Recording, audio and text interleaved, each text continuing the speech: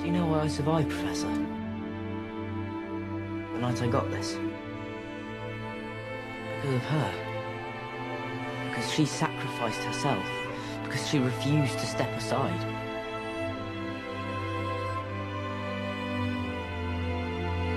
In school, if you make a mistake, you can just try again tomorrow. But out there, when you're a second away from being murdered, or watching a friend die right before your eyes, you don't know what that's like.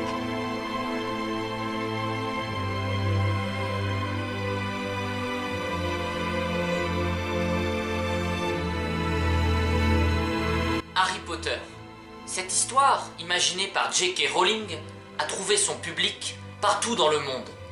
Dans cette vidéo, on va parler des thèmes et des inspirations de la saga, des adaptations cinématographiques et évidemment de J.K. Rowling. Comme Harry Potter a perdu très tôt ses parents et qu'il est maltraité par son oncle et sa tante, on entre très facilement en empathie avec ce personnage. D'autant plus qu'on va découvrir qui il est vraiment et tout ce monde magique en même temps que lui. Et tout son voyage, ce sera une façon de faire en sorte que ses parents ne soient pas morts en vain.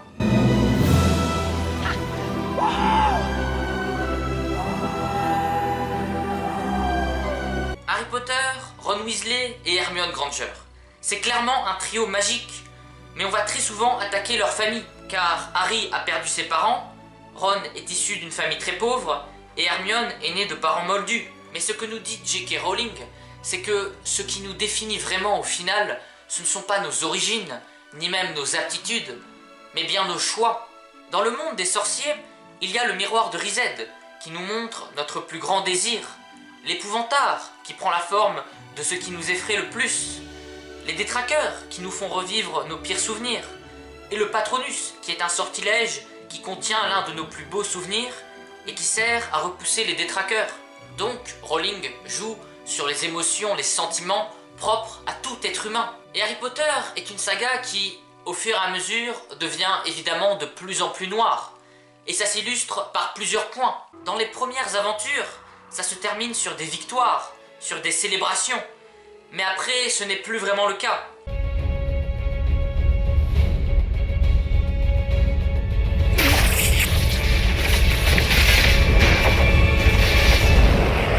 Poudlard, qui au début est rempli de lumière, devient de plus en plus sombre.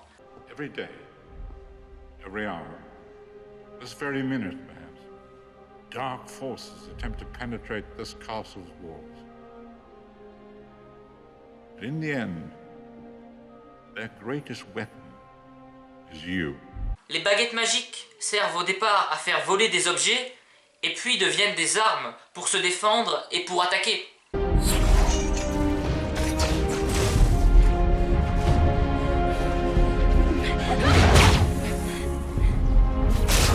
Et au début de la saga, on rigole beaucoup de l'opposition entre sorciers et moldus, surtout avec les Dursley.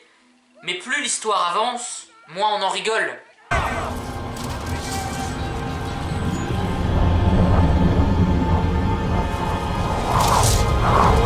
J.K. Rowling a quand même réussi à définir très clairement énormément de ses personnages. Mais il y a un thème qu'elle aime beaucoup, c'est les leurres, les fausses apparences. Dans le premier, le professeur Quirrell, qu'on pensait être gentil, est au final un méchant. Dans le deuxième, Gilderoy Lockhart, qu'on voit comme un raté, est en fait un imposteur. Dans le troisième, Sirius Black, qu'on décrit comme un meurtrier, est en réalité innocent. Et Croutard, qu'on voit comme un simple rat, est en fait le traître. Dans le quatrième, Maugrey Folleuil, qu'on montre comme quelqu'un qui veut aider Harry, est en fait un partisan de Voldemort. Et le personnage qui représente le mieux les fausses apparences dans Harry Potter, c'est évidemment Severus Rogue. Car on passe quand même de ça Fight back! You coward, fight back! à ça. Albus Severus Potter. You were named after two headmasters of Hogwarts. One of them was a Slytherin, and he was the bravest man I've ever known. C'est sûrement le personnage le plus complexe de toute la saga. Il détestait James, mais était amoureux de Lily. Il y avait donc à la fois de l'amour et de la haine envers les parents de Harry Potter.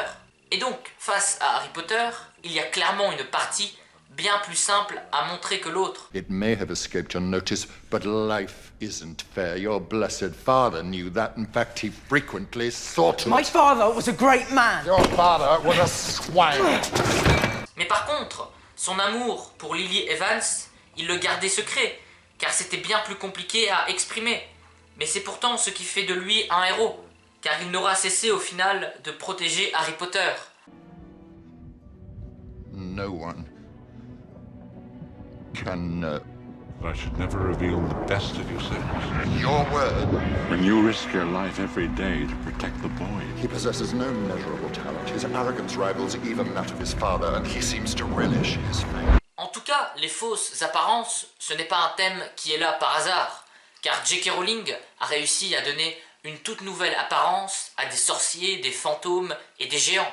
Un autre thème très présent chez J.K. Rowling, c'est évidemment la mort, et notamment le fait de l'accepter, accepter de perdre des êtres chers, et même accepter de mourir.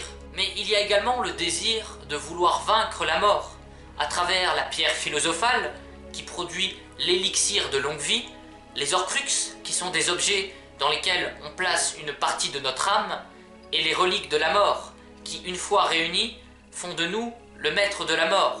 Alors oui, il y a eu 7 livres, adaptés en 8 films. Certains diront que c'est trop, mais au final, on se rend compte que chaque histoire était nécessaire, car à chaque fois, on en apprenait un peu plus sur Harry, Voldemort et le lien qui les unit. So weak, so vulnerable.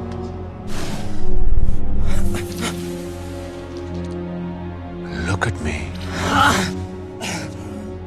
Harry, it isn't how you are like. It's how you are not.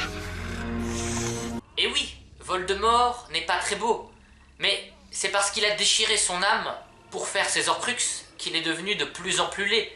Tout ça pour dire que son physique n'est pas du tout gratuit, contrairement à beaucoup d'autres méchants. Et l'une des choses bien connues autour de Voldemort, c'est qu'on ne doit pas dire son nom. La plupart des gens disent « tu sais qui » ou « celui dont on ne doit pas prononcer le nom » ou « Tom Jedusor » ou encore « le Seigneur des Ténèbres ». C'est un peu comme le dieu Hadès dans la mythologie grecque, qu'on ne nomme pas non plus. On l'appelle l'hospitalier, le renommé, le bon conseiller ou encore le Zeus souterrain. En fait, ces deux personnages, on ne les nomme pas car ils éveillent la crainte, la peur. Selon une prophétie, Harry Potter aurait le pouvoir de vaincre Voldemort et l'un devra mourir de la main de l'autre car aucun ne peut vivre tant que l'autre survit. Et c'est pour cette raison que Voldemort veut tuer Harry. Mais en fait, c'est en ayant cru à la prophétie que Voldemort en a fait une réalité. Un peu comme Oedipe, qui apprend que selon une prophétie, il tuera son père et couchera avec sa mère. Il fuit donc ses parents adoptifs, qu'il pense encore être ses vrais parents, pour éviter que la prophétie ne se réalise. Mais en chemin, il tuera bien son père et couchera avec sa mère. Donc, ils ont tous les deux fait en sorte que la prophétie ne se réalise pas, mais c'est justement à cause de ça qu'elle s'est réalisée. Et on peut aussi faire un lien entre Zeus et Voldemort. En effet, Zeus souhaite que les hommes et les dieux ne soient pas traités de la même manière. Et Voldemort, lui, veut que les sangs purs et les sangs d'ascendance moldue ne soient pas sur un pied d'égalité. Zeus se placera donc tout en haut, puis viendra les dieux et à la fin les hommes. Voldemort se mettra aussi tout en haut, puis placera les sangs purs, les sangs mêlés et enfin les sangs d'ascendance moldue. En tout cas, Zeus mettra en péril la cohabitation entre les dieux et les hommes, comme Voldemort mettra en péril la cohabitation entre les sorciers et les moldus. Et pour créer le bestiaire de la saga, Rowling a également beaucoup puisé dans la mythologie, comme pour Touffu, ce chien à 3 têtes qui doit surveiller la pierre philosophale et qui fait évidemment penser à Cerbère, qui garde l'entrée des enfers dans la mythologie grecque. Et dans le 4e livre, Harry Potter et la coupe de feu, Harry est confronté à un sphinx lors de la dernière tâche du tournoi des 3 sorciers. Et la créature lui dit qu'il peut passer s'il arrive à résoudre son énigme, ce qui fait penser encore une fois au mythe d'Oedipe, où Oedipe est aussi confronté à l'énigme d'un sphinx pour pouvoir avancer. Ce qui est bien avec Harry Potter, c'est que généralement, si on aime les livres, on aime les films, et inversement. Et bien qu'on puisse critiquer certains choix d'adaptation, ils ont globalement pris les bonnes décisions, notamment en prenant plusieurs réalisateurs, ce qui a permis de renouveler assez facilement la saga au cinéma. Car Chris Columbus, qui a réalisé les 2 premiers films, c'est un réalisateur qui a l'habitude de travailler avec les enfants, puis Alfonso Cuarón et Mike Newell ont posé leur style sur l'épisode 3 et 4, et enfin, avec David Yates, on a totalement quitté le monde magique des premiers films. We can end this. I never wanted any of you to die for me.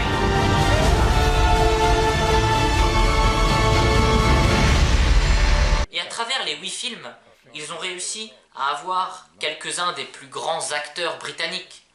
I wondered when I'd be seeing you, Mr. Potter.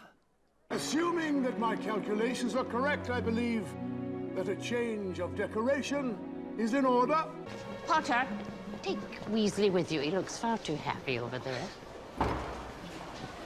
An excellent idea to show them that, Professor Snape, but if you don't mind me saying, it was pretty obvious what you're about to do. And if I had wanted to stop you, it would have been only too easy. I am Professor Trelawney. Together we shall cast ourselves into the future. And he's in this room right now. Come on, Peter! Come out and play! Turn to page 394. Remus? Sirius? My old friend! After tonight, no one will ever again question my powers. After tonight, if they speak of you, they'll speak only of how you begged for death. And I, being a merciful lord, obliged. Put the boys in the cellar. I want to have a little conversation with this one. Girl to girl. Mais par contre, les 3 acteurs principaux, Daniel Radcliffe, Rupert Grint et Emma Watson, auront énormément de mal à nous faire oublier Harry, Ron et Hermione. En fait, je pense que c'est l'un des plus grands défis possibles pour un acteur, c'est-à-dire de se détacher d'un rôle qui t'a accompagné pendant 10 ans. Mais leur expérience aura été unique dans l'histoire du cinéma, et toute l'équipe est devenue une famille, car ça a duré une décennie. This has been my life, and so it's going to be very, very odd, I think, for all of us, because I don't know what my day-to-day life consists of without you, all of you, and it's wonderful. And I just want to say that I've loved every minute in it, and thank you all very, very much. It's made possible.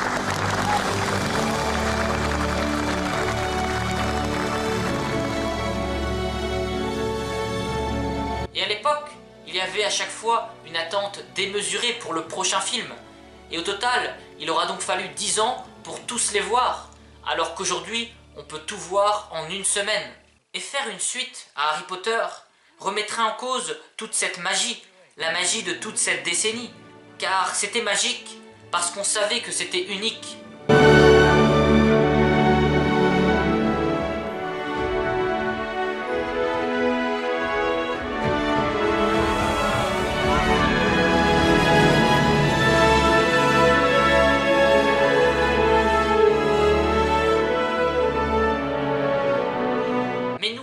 Que rien de tout ceci n'aurait pu être possible sans l'imagination incroyable de J.K. Rowling. Elle a non seulement créé une mythologie comme très peu de gens l'ont fait, mais a en plus fait aimer la lecture à bon nombre de jeunes. Et ce qui est également très impressionnant, c'est que dès le début, elle savait exactement où est-ce que son histoire allait. Harry, when the connection is broken, you must get to the portkey. We can linger for a moment to give you some time, but only a moment. Do you understand? Harry, take my body back, will you? Take my body back to my father. Let go. Sweetheart, you're ready. Let go. Let go.